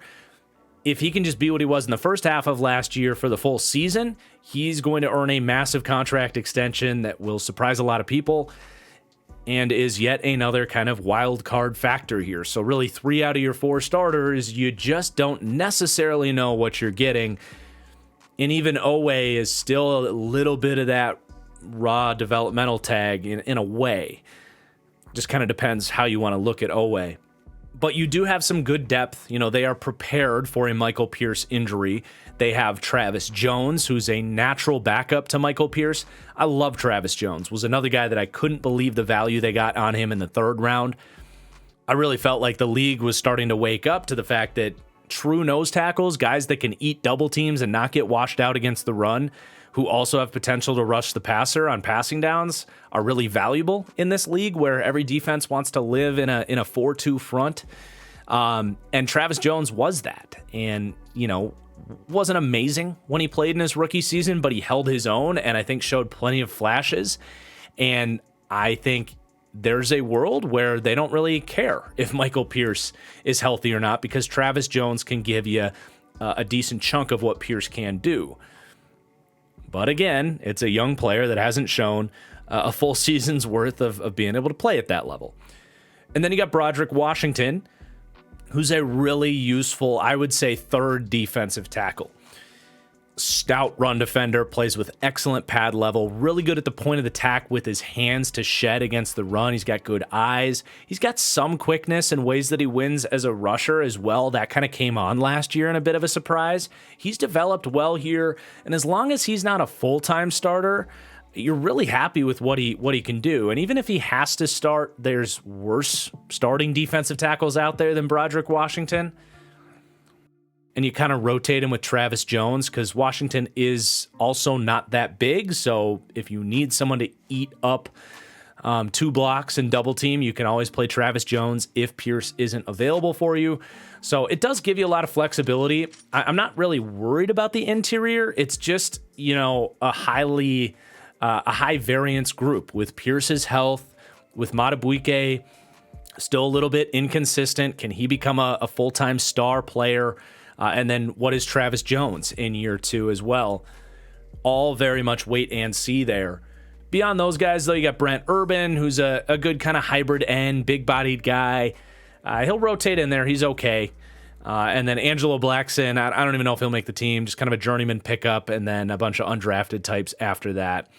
So you can definitely see how this defensive line is like a high-variance X-factor wild card for this team. There's potential for this to be a top half of the league defensive line. There's a potential, if things don't go right here, for this to be one of the worst defensive lines in the NFL. And if this is one of the worst defensive lines in the NFL, it's going to be really difficult for them to repeat their 7th overall defense. Last year they had Justin Houston, they had Calais Campbell, even Jason Pierre-Paul. Like they they had players giving them a solid floor with this defensive line that might not be there this year, depending on how things go. Right now, they rank 23rd, which makes sense, right? That's like right in the middle of worst case and best case for the overall defensive line. 29th in pass rush. Again, we're ranking most of these units at their floor, not their upside, so that makes sense. And then run defense does rank 14th. Even if Michael Pierce isn't out there, I expect big things from Travis Jones. I think everybody else is really solid. They'll protect David Ojabo in run defense by using him as a situational pass rusher early on. So I'm not so much worried about the run defense side of things. It's much more pass rush. But let's talk about a group I'm not worried about, and that's the linebackers. And there's really nowhere to go other than ranking the Ravens second at linebacker in the league. And they're second in linebacker coverage and all the way down at 9th in linebacker run defense, getting brought down a little bit by Patrick Queen's deficiencies as a run defender. But let's start with Roquan Smith, who, I mean, this was the midseason trade of the year. It was such a mutually beneficial fit. And you know, the defense got better when he arrived, and for whatever reason, Roquan got better when he arrived and put on a Baltimore Ravens jersey. I don't know if it was like he felt like he was Ray Lewis all of a sudden, or if it was coaching, or what truly changed. But the reality is he just felt faster and stronger when you watched him on tape in Baltimore compared to the guy he's been in Chicago. And that's not to say that he was even like, I mean, he was a star in Chicago, right? I'm not trying to say there was stuff he had to get better at, or like really that there was any huge problems with his game, but he took everything to a new level in terms of flying to the ball and getting off blocks and being all over the field in coverage. He really was a superstar linebacker, played at an all-pro level, and I think cemented himself as the best linebacker now in the AFC. And selfishly, it's really fun to see him really have a stretch of play that was that first team all-pro kind of consensus type of player, because I had him as a blue chip player in that draft. And I knew with his speed and rare like core strength, despite being a smaller linebacker, and his ability to break down plays and get to the ball in a hurry, I knew that this potential was in there. And this was such a home run for Baltimore to bring him in.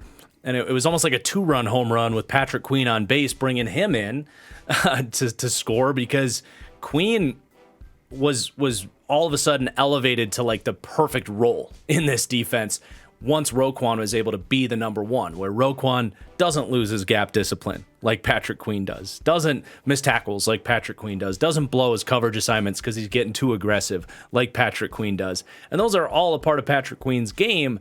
But the Ravens were able to scheme this thing up so that Queen was able to basically do what he did at LSU, where they're like, yeah, we don't really care about discipline or any of that. Just go play fast. If you make mistakes, who cares? Whatever. That's never been brought out of Patrick Queen in Baltimore, and I don't think it ever will at this point. But as a running mate to Roquan, who's, you know, right next to Fred Warner in terms of football intelligence and discipline, Queen's allowed to just run around and make plays. And you really saw that in the second half, where he's splashing into the backfield. He's flying to the sideline, racking up pressures and sacks as a blitzer, like making plays in coverage because he's able to just read and react to the quarterback's eyes and not really have to worry about all the other LB1 stuff. And at least for now, that's a dream of an LB2. Now, some of those issues are there, and it does still make him a very week-to-week linebacker. Sometimes he will gamble throughout the game, and they won't pay off, and then teams are able to take advantage of those gambles, whether it's losing his gap in run discipline, taking a bad angle, blowing his coverage assignment, whatever. It's just kind of who Patrick Queen is, and would I pay him to stay here after this season? No, I don't think I would. We'll see what they do.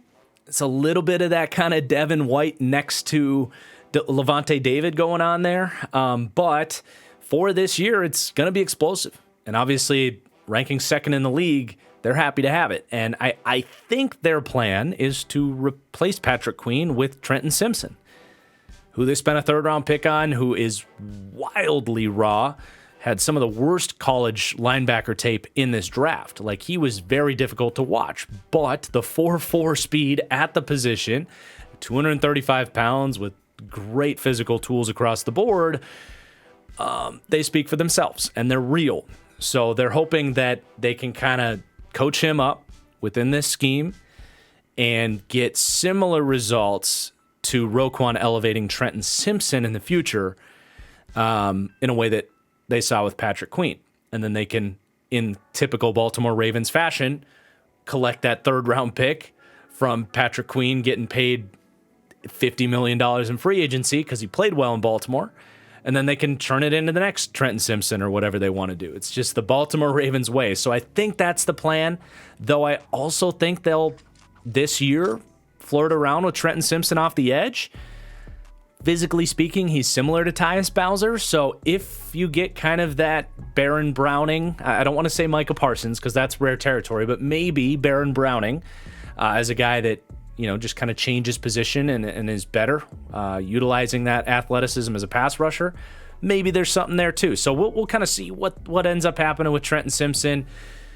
Either way, I'm very kind of cautiously optimistic that Baltimore can make something out of him, and any first round, second round talk on Simpson was ridiculous, but third round on that type of athleticism, definitely worth the risk. But he's not even going to be the backup linebacker this year, I don't think. I think that's going to be Malik Harrison, who likewise they used off the edge, and that's why I'm like, if they use Bowser off the edge, they use Malik Harrison off the edge, I think they'd be pretty crazy not to at least see what Trenton Simpson can do rushing the quarterback. So, you know, again, keep an eye on Trenton Simpson because that was what he was best at Clemson, was rushing the passer. There could be something there in a quasi Baron Browning, Micah Parsons kind of way. But back to Harrison, kind of a breakout year last year despite a lack of opportunities, but that was really as an on-ball edge defender. But he was really good, really good in like 150 snaps. Was a third-round pick out of Ohio State. He's got the size and physicality to really be a thumper next to Roquan Smith. And there's a world where even if Trenton Simpson balls out as a pass rusher, they still let Patrick Queen go, and Malik Harrison can be the LB2 of the future next to Roquan. So there is long-term sustainability set up here. I love the depth that they have there. And I think if anything happened to Queen, maybe not necessarily Roquan, because I think he's just so important in the middle of that defense. But if anything happened to Queen, look for a breakout season from Malik Harrison. Beyond him, you got Delshon Phillips and Christian Welch, who have both had small cups of coffee in the NFL and might even be next man in at linebacker if they have to go to their LB4, because I really just don't think Trenton Simpson's all that ready. But maybe they would just throw him out there and see what happens. Who knows? Obviously, it's a really good room, though. They feel really good about it, and they should. This is kind of the rare linebacker group that kind of changes games. I mean, their range in the middle of the field and their ability to patrol the sideline, Roquan's consistency as a run defender, it elevates this defense in a way that very few linebackers can. I think while I think linebacker is the running back of the defense, I think if you can get a true superstar like Roquan that's so consistent in both phases, down in and down out, you really do feel their presence. So that's reflected here by these rankings. But let's talk about this secondary, which is a really interesting conversation because they rank 12th for me. It's a good secondary. But I do think they have a lot of variance with this group too, and I don't know necessarily that this secondary is actually going to be better than they were last year. There's just a lot of moving pieces here. So obviously Marlon Humphrey is your number one corner, and he can line up in the slot. He can line up outside. They'll move him around. They'll have him shadow. He's great in man coverage. He's great in zone coverage. He's a great run defender. He's got that ability to poke the ball out and force turnovers. What's not to love about Marlon Humphrey? He's one of the 5 best corners in the NFL, deserves all of the credit in the world for that, and is going to help raise both the floor and ceiling of this secondary. He is banged up right now. I think that is why they brought in Ronald Darby. I think they feel like Darby probably isn't going to make it through the season, but he can at least be a nice pair of fresh legs for now until Humphrey is fully healthy. Let's just talk about Ronald Darby while we're on that track. Before we get to Rock Ya-Sin, I like the signing. I think, if nothing else, for what we just talked about, making sure you have a capable secondary there week one is important. But if he happens to stay healthy, which has been an issue throughout his career, and last year he missed most of the season, if he happens to stay healthy, you've got actually a really nice trio of corners, because I think a healthy Ronald Darby is actually a better cover player than Rock Ya-Sin. You can probably just slide Humphrey into being your slot corner full time, and you got a pair of pretty good corners on the outside. I mean, Darby's got good athletic traits. He's got snappy man coverage. He's been in the league long enough to know zone, even though that's never been a huge strength of his. But it really just does come down to health with Darby, and I don't think they even expect him to make it through the year, but definitely doesn't hurt to bring him in, because your options beyond Darby are pretty tough. And I was really curious, like, were they really going to roll with Arthur Maulet as their slot corner? And at least as long as Darby's healthy, they won't have to do that. But again, when does Darby get hurt? It just feels like a matter of time, especially for this Ravens secondary that feels like they haven't been able to keep these guys healthy for years. Is that going to just magically change here with Darby? It does feel unlikely. Feels very reminiscent of when they signed Kyle Fuller last year. Looked good on paper coming into the year from Denver, and then boom, was gone in week one. So we'll see there, of course. If they have to go to Arthur Maulet or Brandon Stevens or any of these guys as their CB3, I start to get quite worried. We will come back to Rock Ya-Sin and talk about the CB2 spot there, but we're already down this track of CB3, so we might as well knock these all out. You know, Stevens is a toolsy player heading into year 3. He's played over 1,000 snaps between the last 2 years for this team, and he's got, slot corner, safety, outside corner flexibility. He's a useful, fifth defensive back, but because of all these injuries, he's had to play, and, he was supposed to be just a complete, stash and develop type of athlete, and he just hasn't been able to hang in coverage. He really hasn't. If you're lucky, something clicks there, but you're certainly not expecting that all of a sudden. And then they've actually got Arthur Maulet listed as the slot corner right now. I really don't like that. I mean, he's had to play in Pittsburgh because he's a physical player. He's a veteran that's been around, but complete lack of physical tools and ability to hang in coverage. Then you got Demarion Williams, another young coverage player that hasn't shown to be any good. Jalen Armour Davis is fascinating to me. I did like him as a 4th round pick. I definitely would have my eyes on him if he earned any sort of opportunity. Physical tools coming out of Alabama. Did declare as a redshirt junior, so I like the pick. We'll kind of see where that goes though. If he's not able to win a job in this room, kind of telling, I think. And then they also draft Kyu Blue Kelly in the 5th round out of Stanford. I think they like him for his playmaking, smarter zone corner than he is a, kind of athletic, good, sticky man coverage guy, but it makes sense because they're more of a zone team now. So another guy that, we'll see, 5th round guy, really, from Stevens to Williams to Davis to Kyu Blue Kelly. They're all adequate dart throws, but nothing proven at all. So across the board at corner, if Darby gets hurt, it's slop at slot corner, and I'd be a little bit worried about that being a weak link in the secondary, which is a weak link position. So it's definitely something to keep an eye on. Now, we alluded to it, but Rock Ya-Sin is plugged in as your number 2 corner. He's their kind of Marcus Peters replacement. It's funny how these guys are swapping teams, and Rock Ya-Sin is 90% of Marcus Peters, very similar guy in that he's not the best athlete. It's made him a very week-to-week coverage player, even a play-to-play coverage player, just not a lockdown corner in any regard, but a physical guy, a good playmaker, that kind of thing.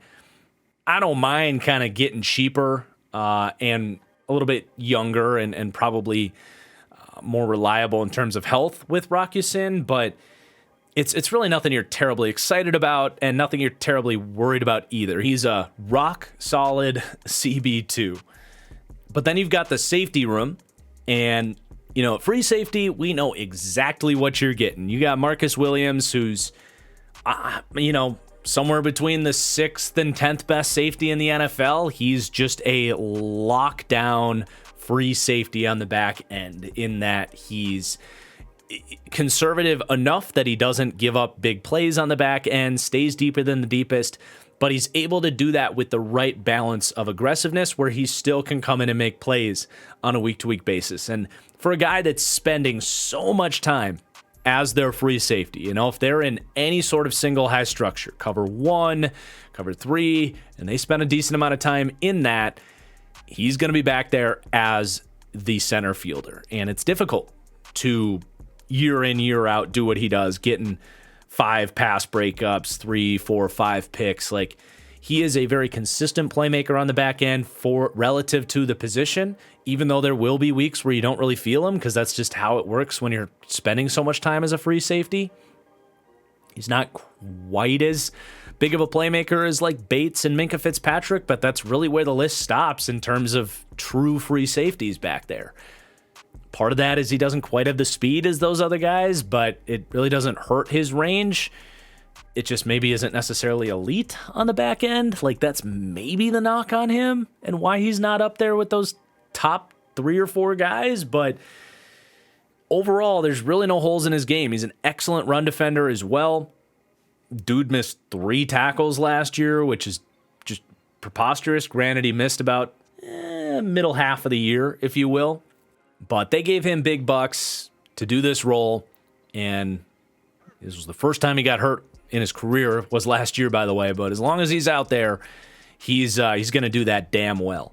Now, Kyle Hamilton is honestly one of the bigger variables for this defense, because he had a great year last year making plays from the slot. Now, making the switch from slot corner to strong safety, and Ravens fans are going to have a hissy fit about that. It's the truth. He played 94 snaps as a safety last year, and they pretty much all came before week 11 when they figured out he's their best option as a slot corner. And from that slot position, he had a really brilliant second half of the year. Really showed why my pro comp for him was literally Spider-Man, because he's got rare quickness for such a lengthy guy. His hips aren't fluid in terms of opening up and running backwards, but his feet are really quick. He's got rare acceleration for a big guy.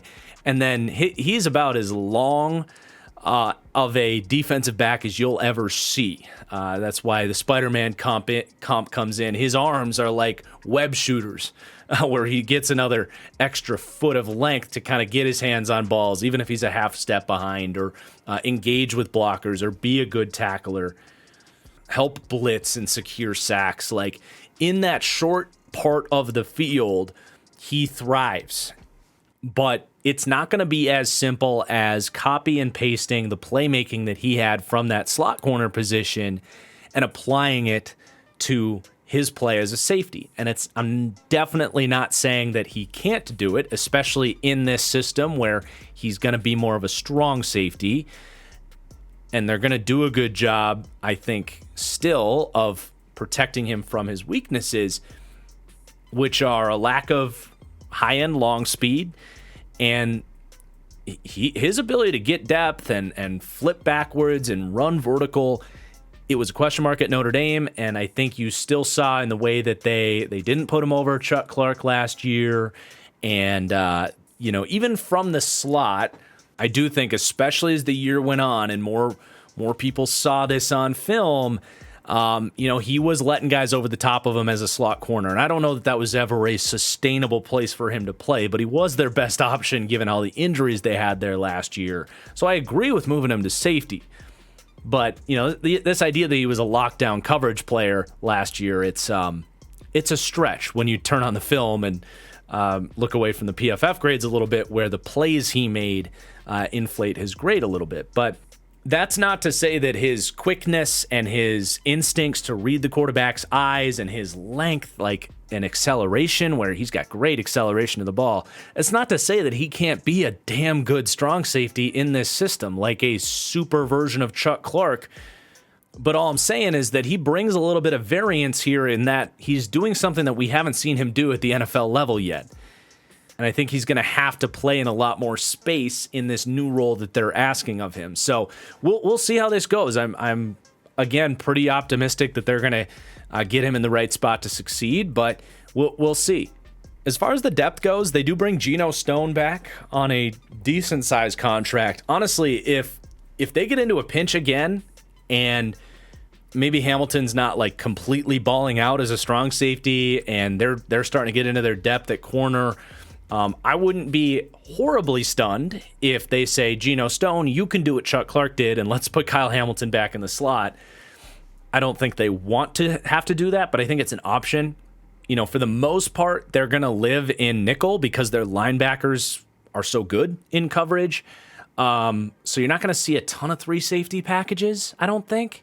But I do think Stone is going to be their 6th man. Like, he'll be their next best defensive back. And the fact that Hamilton can play some slot corner if you need him to does provide some nice depth and flexibility there.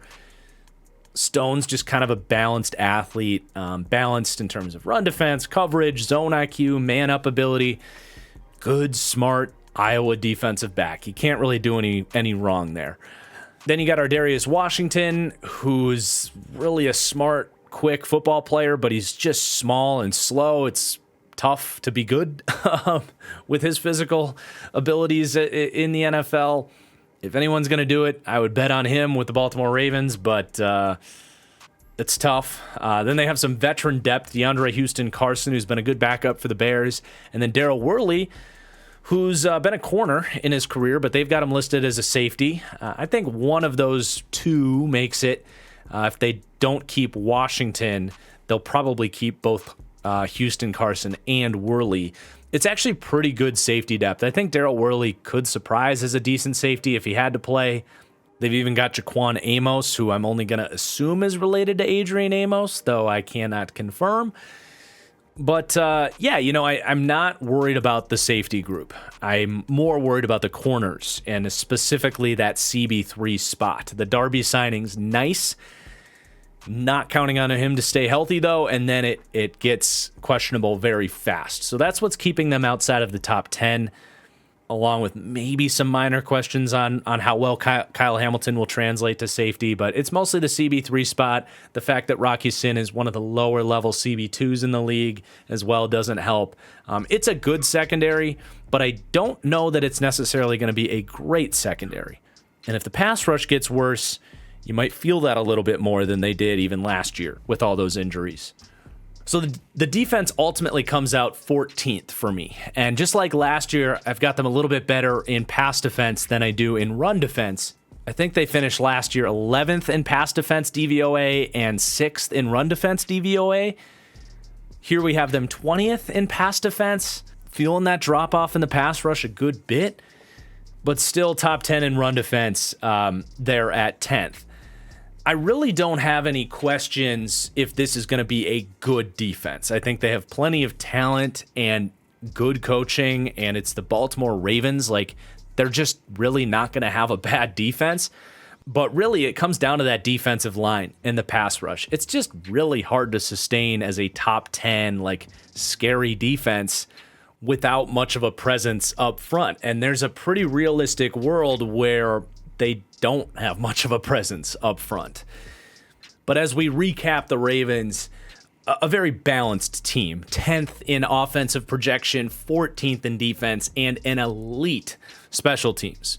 Probably still the best kicker-punter combo in the league with Tucker and Stout, and a great kick returner in Devin Duvernay with the best special teams coach in the league in John Harbaugh at the top of things, kind of overlooking everything, making sure things go smoothly there as they tend to do in Baltimore. So a really nice kind of high floor balanced team. But as you look at the strengths and weaknesses, the lists of true strengths at this point in time are a little bit more shallow than you'd maybe like to see for a Super Bowl team. Like, you have offensively right now hope with the O-line and the receivers and the play calling. Like, there's a world where those become a strength, but I don't think we can definitively say that they will be. But the Lamar Jackson factor offensively, I do think, is a strength that you can count on in one way or another. But then you look at the defense, and your biggest true strength on defense is the linebackers. This is a difference-making linebacking group, but if that's the one group that you point to and say that's a great group, it's not ideal necessarily. You'd rather that be the pass rush or the secondary. But I do think the most impactful overall strength for this team is probably just the overall coaching and culture that this team has in place, earning that benefit of the doubt and getting good play calling on both sides of the ball, hopefully.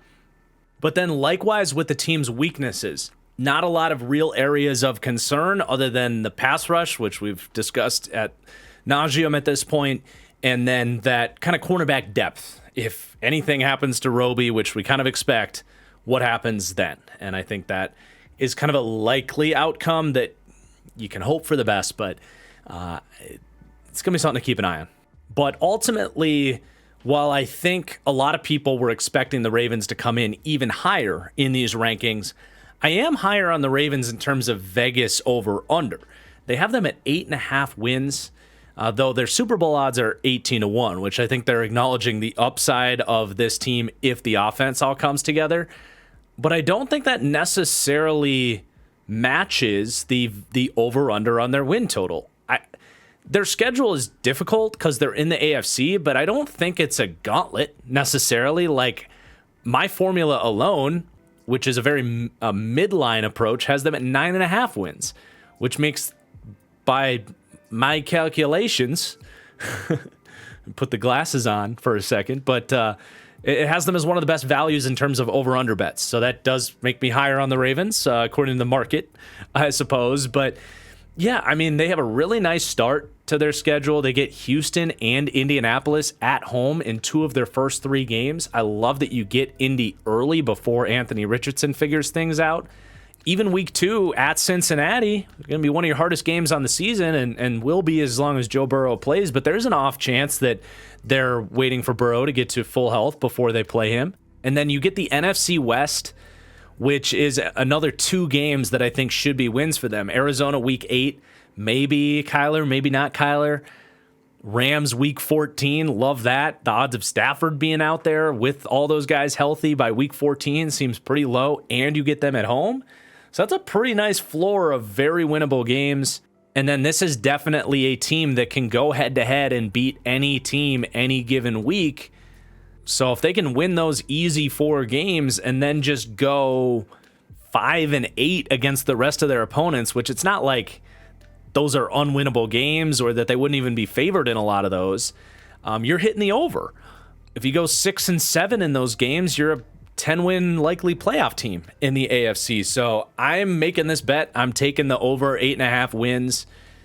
Honestly, over 2-1 to win the division with this schedule isn't a horrible bet. If just a couple, you don't need everything to go right for the Ravens, but if the receivers stay healthy, or if the secondary stays healthy, or the D-line can take that step up, or if Lamar can just thrive in a new scheme, like, you don't need everything to go right for this Ravens team. If it does, you're going to be happy you took them at 18-1 to win the Super Bowl. But that is a lot to go right. I think they might be a year away in terms of everything clicking in place, but it's not the craziest thing to imagine this team going on a run in the AFC either. And that's why they're in my team, in my tier of my power rankings of teams that could win the Super Bowl. I really hope you guys enjoyed this breakdown of the Ravens. If you did and you haven't hit the like button yet, please do. Also, if you are not subscribed, please do that as well. Let me know your comments down below. Is this too high, too low for the Ravens? What'd you think of the analysis? Who do you think comes next in my power rankings? Let me know everything down below. Thank you so much for watching, and we'll see you for the next deep dive. Peace out.